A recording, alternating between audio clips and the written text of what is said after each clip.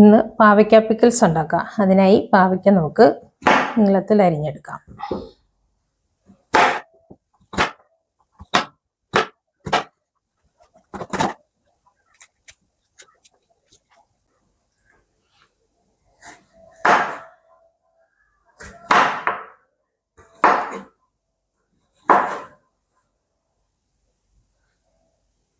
പാവയ്ക്ക ഇതുപോലെ അരിഞ്ഞെടുക്കാം.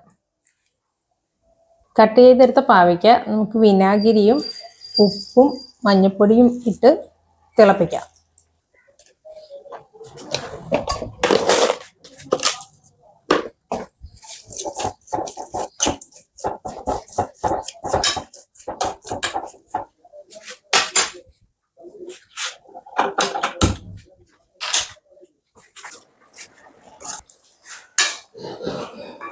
പാവയ്ക്ക നല്ലതുപോലെ തിളച്ചിട്ടുണ്ട്.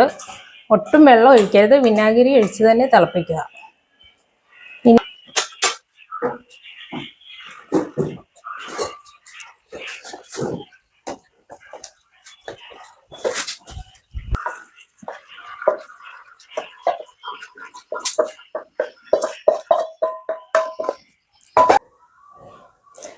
ചീനിച്ചട്ടി അടുപ്പിൽ വെച്ച് ചൂടാകുമ്പോൾ അതിലേക്ക് കുറച്ച് നല്ലെണ്ണ ഒഴിക്കാം.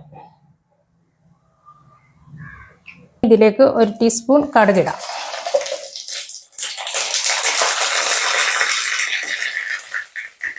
കാൽ ടീസ്പൂൺ ഉലുവ ഇടാം.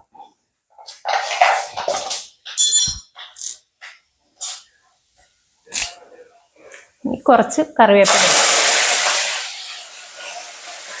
വെളുത്തുള്ളി 2ആയി കട്ട് ചെയ്തത്.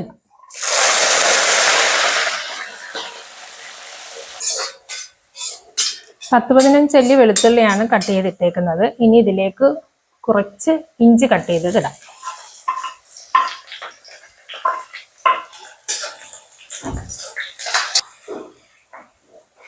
ഇനി ഇതിലേക്ക് എരിവിന് ആവശ്യമുള്ള പച്ചമുളക് ഇടാം. ഞാനൊരു 10-12 പച്ചമുളകാണ് 2ആയിട്ട് കട്ട് ചെയ്തെടുത്തേക്കുന്നത്. പച്ചമുളക് നന്നായി വാടിക്കഴിഞ്ഞാൽ അതിലേക്ക് ഒരു 1/4 ടീസ്പൂൺ ഉലുവ പൊടിച്ചതിടാം.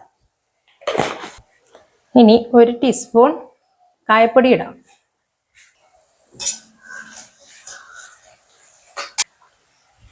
കുറച്ച് ഉപ്പ് കൂടി ഇടാം. പാവയ്ക്ക വേവിച്ചപ്പോൾ ഉപ്പിട്ടതായതുകൊണ്ട് കുറച്ച് ഉപ്പ് ചേർക്കുക. പിന്നീട് ആവശ്യമുണ്ടെങ്കിൽ മാത്രം ചേർക്കുക. ഇതിലേക്ക് കുറച്ച് വിനാഗിരി ഒഴിക്കാം.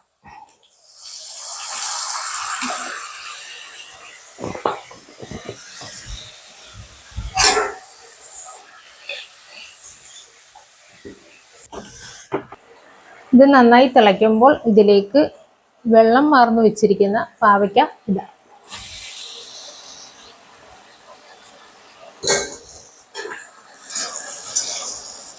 ഇനി ഇത് മിക്സ് ചെയ്യാം.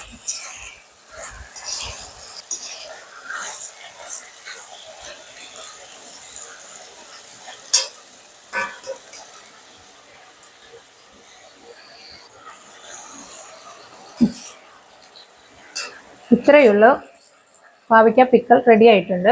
ഇനി ഇത് തണുത്ത് കഴിയുമ്പോൾ എയർ ടൈറ്റ് ആയിട്ടുള്ള ഒരു കണ്ടെയ്നറിൽ സൂക്ഷിക്കാം.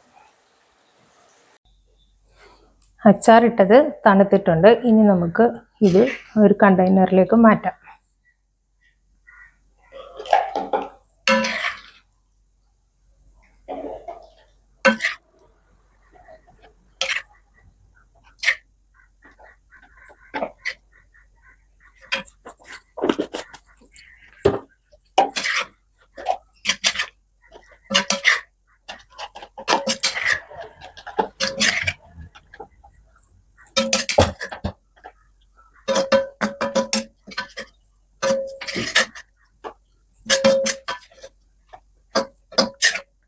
അച്ചാർ എടുക്കുമ്പോൾ നമ്മൾ എപ്പോഴും നല്ലതുപോലെ ഉണങ്ങിയ സ്പൂൺ കൊണ്ട് മാത്രം എടുക്കുക.